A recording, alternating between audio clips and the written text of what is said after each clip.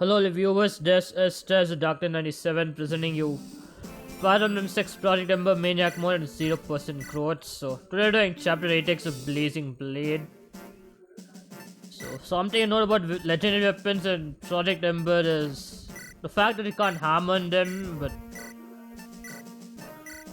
as you'll see there's something that compensates for not being able to hammer them in a way. But that will be shown at the end of the chapter, so we're just doing some slight preps. Most of it's done, just getting some more bows for accuracy's sake.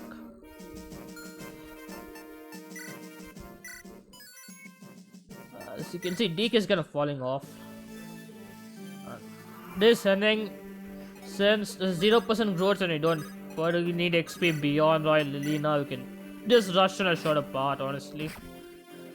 But it's something that prevents you from literally fly dropping freely, but that will be solved in a few turns. But still, you're going to use a fly drop as a viable strategy to get goals. And we're doing some chip damage so that we can kill this guy without taking damage.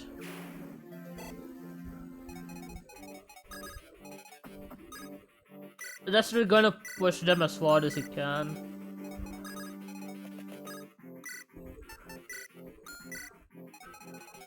I guess Rutger's probably gonna be used a lot here, and this is probably gonna be one of the few chapters that he contributes a lot more than my generals for the most case.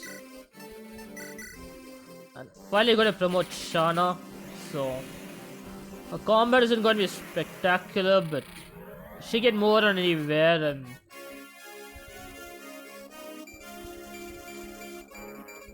she has a decent speed of 15, so she'll double at least until she drops off. The flies with better combat stats, but you don't really get them early on.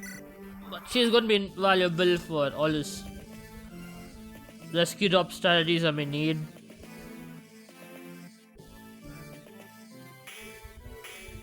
That guy's a wind edge, so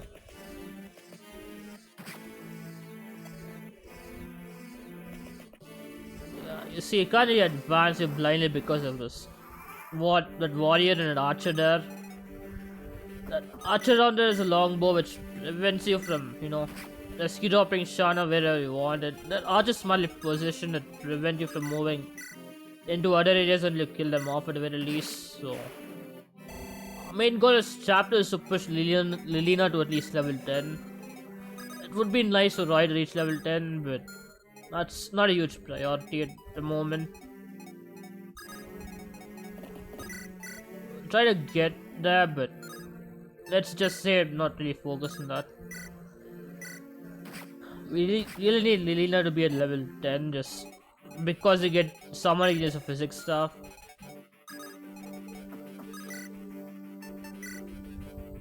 As you can see, Debius is doubling all these fighters since they're getting way down, which is kinda nice in my opinion, since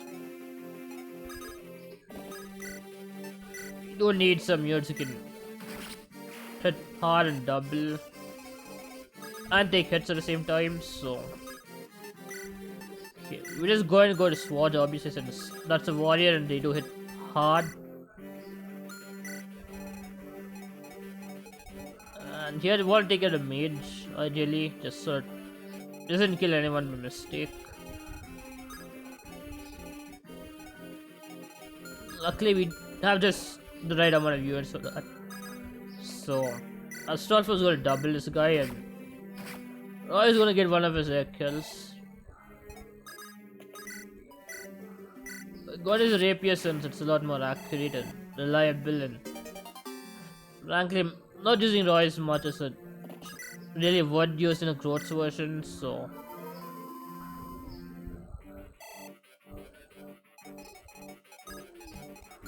Ogi's gonna do some work around here by taking a few of his fighters around there.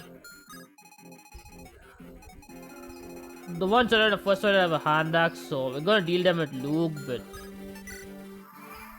Luke and Lena, so she just level 10. But other than that, We're not going in the longer section. Once you deal with the warrior, as you can see, that longbow is very annoying, and Zerg could have potentially died if the warrior hit. Should have used the wall on inside, but I guess you're fine, so that's what matters. So definitely want to kill a longbow after the sap, just so to get more on freely. Luckily we have a couple of units can reach him, so that won't be an issue. And there's a light brand. There's a lot more uses than the P6 version, but consistent 10 damage at range is still handy. Like especially in units and Rutgers, so like Roy for instance. So there you go, she's at level 9. No, just 2 more kills and she'll be at level 10. And yeah, you can see that guy's hand axe. We don't particularly want to face him. Okay, you can use a Cortain, but honestly it's a generic fighter and the Cortain is 25 uses. That's fairly low. Okay. It's high for a personal weapon, but it's not something I waste in a generic fighter right now at least. Maybe later on the road, but for now it gives me 10 luck and all this stuff, so that's kinda nice. Okay, I'm gonna heal up Zealot. Just I don't think Zealot's gonna do anything much honestly, but I guess it won't hurt to have some extra healing up there. Yeah.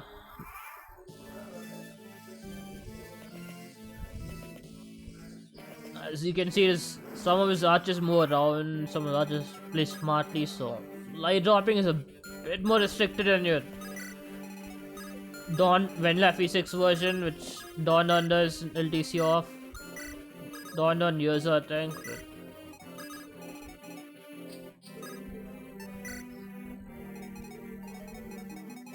General I just using Shadow Rescue drops a bit more restrictive until you deal with some of the obstacles.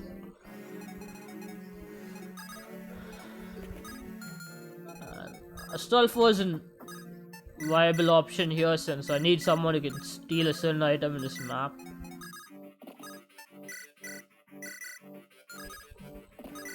Generally sell it for free cash, but since or you can use it as promotional items since the promotion options for a Hero Crest is legit good honestly.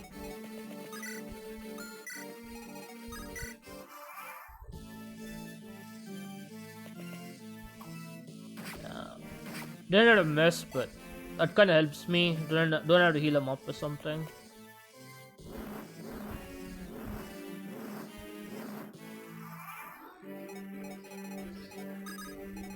As you can see, hand axes are weak enough so even Lena barely survives, so not really needed of course, but it's kinda nice in its own way.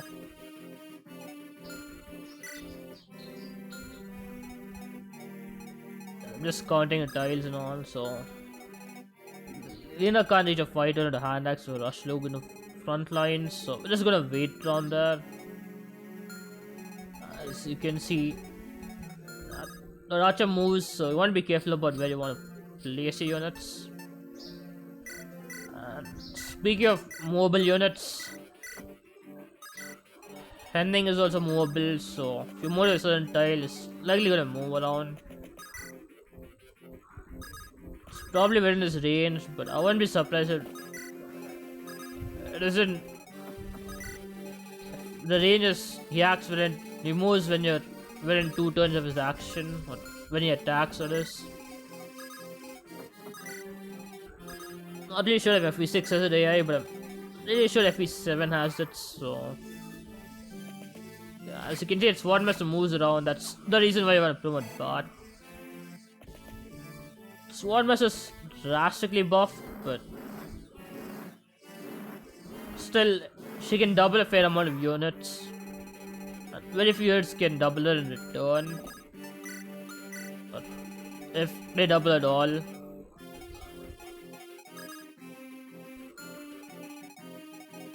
So using a general is very viable strategy. So Debia is street defense over Bard is street defense over Debia, so it takes a lot less damage, but none of them can survive, literally speaking. I'm gonna rescue drop that guy in the next 2 turns. If we had more flyers, this could have gone a bit quicker, but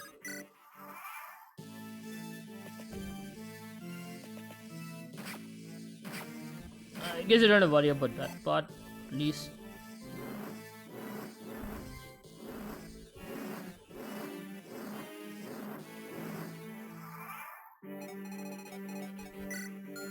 Yeah, Lina's pretty much ready to promote once she gets the skill.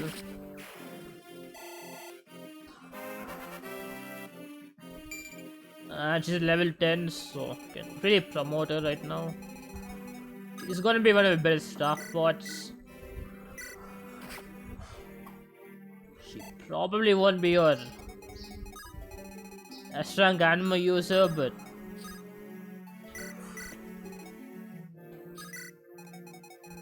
she can put in a fair amount of staff botting.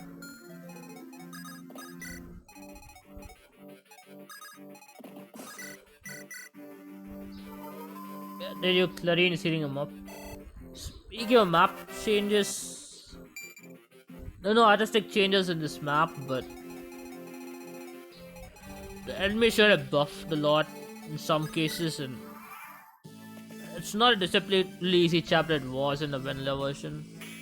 I can say that much for sure.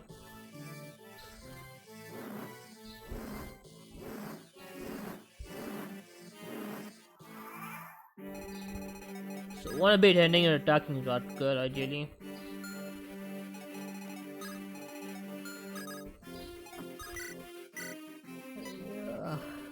If you had a steel bird, his mage is pretty much a goner, but it's a bit inaccurate, so I'd rather not rely on it.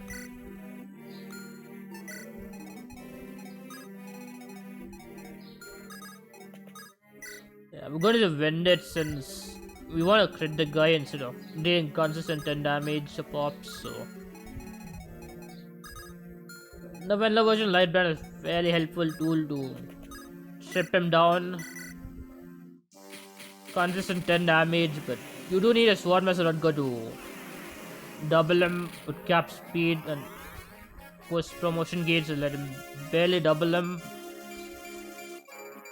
Yeah, there you go, Lilina's pretty good bases, pretty good promo gains. So 17 magic is going to be one of my higher magic stats you can get through this game, so sadly I don't think you can put in all the work in weapon ranks, but she can put a fair amount of use.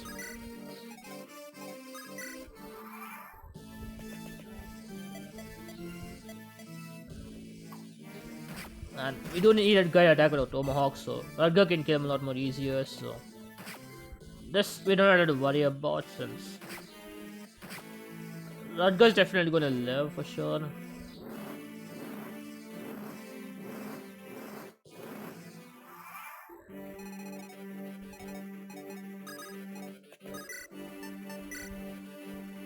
As you can see, killing it is a job, but the light band does slightly one more damage, so just in case you need it on physical attack, on one range, you might want to use it. Light band is a fairly powerful sword. Might want to use it with Vintage if you want to sometimes. Right, we're just gonna drop a thief and let Shana get out of there. We need her to rescue Roy after all.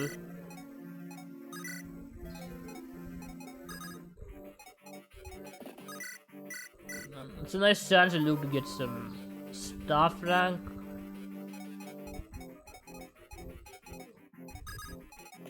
I don't know how far I can push the staff ranks honestly, but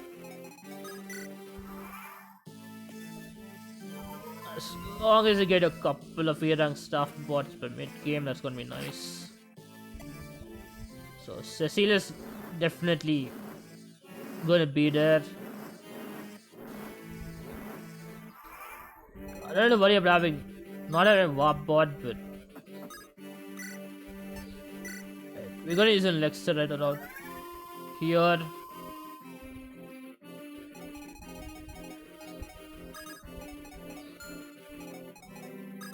And I think not gonna need to use an elixir, so I think it's a good idea to let Astolfo take a kill down there. Tomahawk guy is a hero crest, so I do want Astolfo to be there to steal it, so it's our choice, but I think you better take him out just because that's Arch is essentially having a huge zone control over where Shara can move.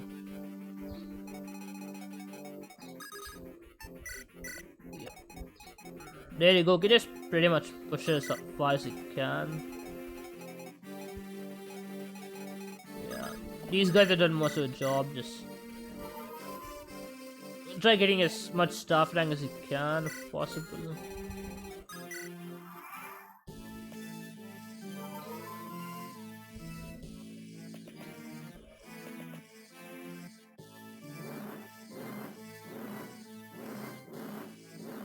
Yeah, Kyle's too slow for time, but we're just gonna chip him because it guy's a brave axe and not that Bard can't handle it, but I'd rather not take more damage if I can. And ironically gonna do that at the same time, but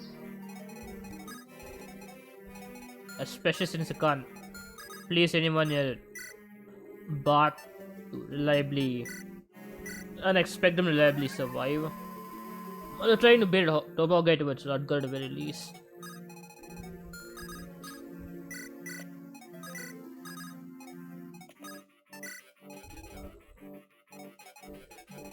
Yeah, sadly, I guess that squad has done its job.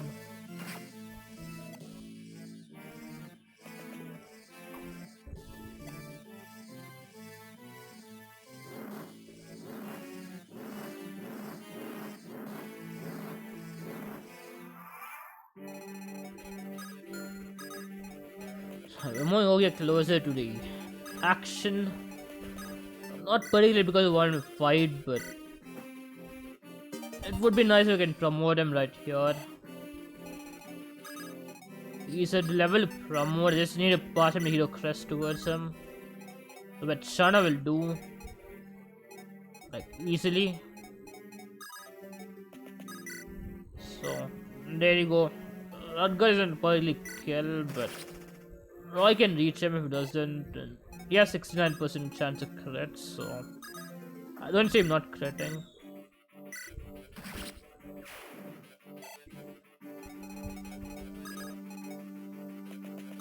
You want to be careful of placing yours in a mage's range.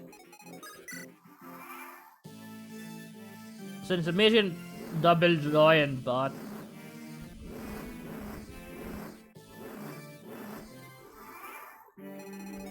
Roy can easily reach a throne, so here you go. Ogi is gonna promote right here and right now. Stars are definitely gonna be better than Deeks, and it's gonna be somewhere near close to Echidna would be in most areas.